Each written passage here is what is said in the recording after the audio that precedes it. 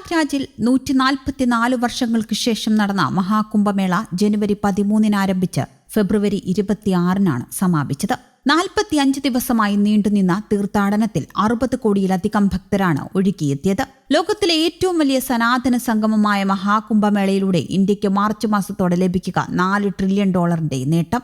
മഹാകുംഭമേള വഴി സമ്പദ് വ്യവസ്ഥ 7.6% വളർച്ച കൈവരിക്കും. 2024-25 സാമ്പത്തിക വർഷത്തിൽ 6.5% വളർച്ചാ നിരക്ക് കൈവരിക്കാനും സഹായിക്കുമെന്ന് മുഖ്യ സാമ്പത്തിക ഉപദേഷ്ടാവ് പറഞ്ഞു. 2025 സാമ്പത്തിക വർഷത്തിൽ സമ്പദ് വ്യവസ്ഥ $4 ട്രില്യൺ വെള്ളിയാഴ്ച പുറത്തിറക്കിയ ഔദ്യോഗിക കണക്കുകൾ പ്രകാരം മൂന്നാം പാദത്തിലെ ഇന്ത്യയുടെ GDP വളർച്ച 6.2% രേഖപ്പെടുത്തി. ഇത് 2025 സാമ്പത്തിക വർഷത്തിലെ രണ്ടാം പാദത്തിലെ 5.6% വളർച്ചയുമായി താരതമ്യപ്പെടുത്തുമ്പോൾ ഗണ്യമായ പുരോഗതിയാണ് കാണിക്കുന്നത്. കുംഭമേളയ്ക്ക് പ്രയാഗ്രാജിന്റെ അടിസ്ഥാന സൗകര്യങ്ങൾ ഒരുക്കാനായി സംസ്ഥാന സർക്കാർ 7,500 കോടി രൂപ നിക്ഷേപിച്ചു. പകരമായി സമ്പദ് വ്യവസ്ഥ 3.5 ലക്ഷം കോടി രൂപയുടെ അഭൂതപൂർവമായ ഉയർച്ച കൈവരിച്ചുവെന്ന് മുഖ്യമന്ത്രി യോഗി ആദിത്യനാഥ് പറഞ്ഞു.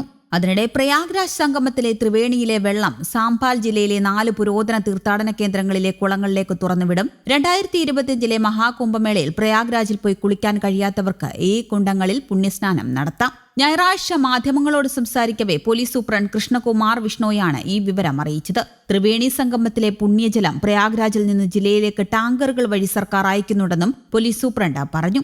ഈ വെള്ളം സംഭാലിലെ ചന്ദ്രൌസിയിലെ വൻഷ്, ഗോപാൽ തീർത്ഥ, കുരുക്ഷേത്ര ക്ഷേത്ര തീർത്ഥ, നൈമിഷാരണ്യ തീർത്ഥ, തീർത്ഥ റോഡ് ക്ഷേത്രം, ഹയാത്ത് നഗർ എന്നിവിടങ്ങളിലെ കുളങ്ങളിൽ കലർത്തും. പ്രയാഗ്രാജിൽ നടക്കുന്ന മഹാകുംഭമേളയിൽ പങ്കെടുക്കാൻ കഴിയാത്തവർക്ക് ഈ കുളങ്ങളിൽ കുളിക്കാം.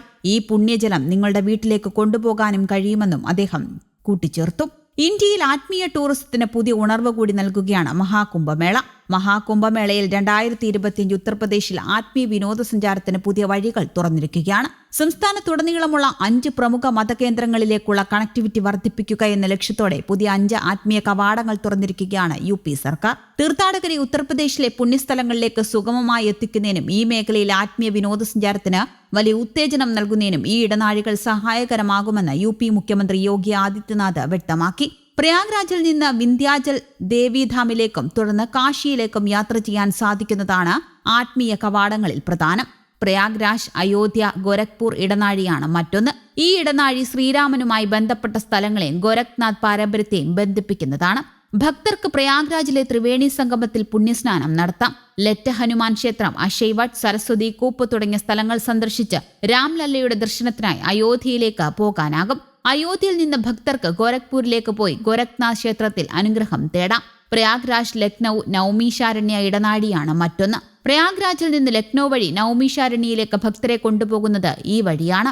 88,000 ഋഷിമാരുടെ ധ്യാന കേന്ദ്രമെന്നറിയപ്പെടുന്ന ഹിന്ദുമതത്തിലെ 88 പുണ്യ തീർത്ഥാടന കേന്ദ്രങ്ങളിലൊന്നാണ് നൌമിഷാരണ്യധാം. പ്രയാഗ്രാജ്, രാജ്പൂർ, ചിത്രകൂട് ഇടനാഴിയാണ് മറ്റൊന്ന്. കാമത്ഗിരി പർവ്വതം, രാംഘട്ട്, ഹനുമാൻ ധാര തുടങ്ങിയ പുണ്യസ്ഥലങ്ങളും ചിത്രകൂട് ധാമിലേക്ക് ഭക്തർക്കെത്താൻ ഈ ഇടനാഴി സഹായകരമാകും. പ്രയാഗ്രാജ്, മധുര, വൃന്ദാവൻ, ശുക് തീർത്ഥ ഇടനാഴിയാണ് മറ്റൊന്ന്. ബുന്ദേൽഖണ്ഡ് എക്സ്പ്രസ് വേ വഴിയുള്ള ഈ ഇടനാഴി ഭക്തർക്ക് ബുന്ദേൽഖണ്ഡ് എക്സ്പ്രസ് വേ വഴി മധുര വൃന്ദാവനത്തിലേക്കും തുടർന്ന് മഹർഷി ശുക്രാചാര്യയുടെ ധ്യാനകേന്ദ്രം എന്നറിയപ്പെടുന്ന ശുക് തീർത്ഥത്തിലേക്കുമുള്ള യാത്രയ്ക്ക് ഗുണകരമാകും. എന്തായാലും മഹാകുംഭമേള UPയിൽ പുതിയ ടൂറിസം സാധ്യതകൾക്ക് വഴി തുറന്നിരിക്കുകയാണ്. അതിനിടെ മഹാകുംഭമേള നടന്ന പ്രയാഗ്രാജിലെ ശുചീകരണ പ്രവർത്തനങ്ങൾ 15 ദിവസം കൊണ്ട് പൂർത്തീകരിക്കുമെന്ന് ഉത്തർപ്രദേശ് സർക്കാർ. 15,000 ശുചീകരണ തൊഴിലാളികളും 2,000 ഗംഗസേവ് ദൂതുകളും ശുചീകരണത്തിൽ പങ്കാളികളാകും.